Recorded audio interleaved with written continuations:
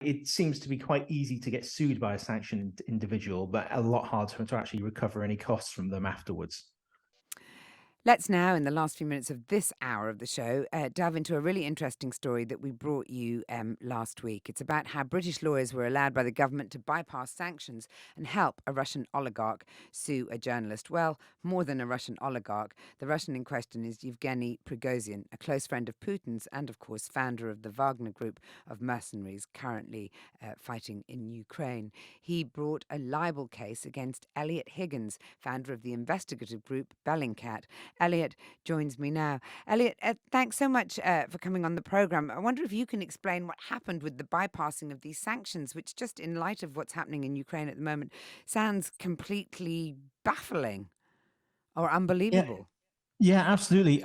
So my organization, Bellingcat, investigates a number of different incidents and stories, and we had written about Prigozhin's links to Wagner, which at that point he denied and had taken multiple legal actions against people in Russia for making those connections. I received just before Christmas 2021 a letter from his lawyers in the UK saying I was being sued over a series of tweets I'd made, which linked to articles by both my own organization, Bellingcat, but also Spiegel and CNN, describing his connections to Wagner. And I was to be sued for defamation.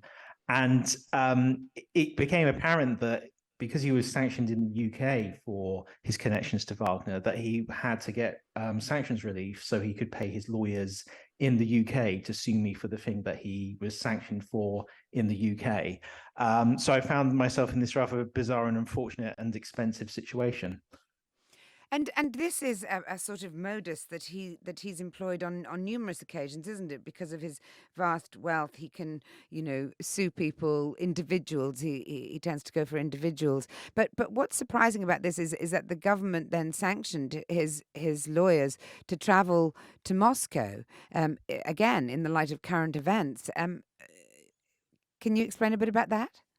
Yeah, so he wanted to meet his lawyers in Russia, and to do that, he had to actually pay those expenses. So he got relief from the UK Treasury from the sanctions against him to allow his lawyers to travel to Russia to speak to him. And of In course, the now last we few know.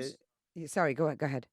so yeah, I'll add in the last few months, emails have been leaked from his lawyers in Russia, where it became apparent from those emails that the reason they were going after me is because Bellingcat's work were used in EU sanctions against him, and this was actually in an attempt to undermine the sanctions against him.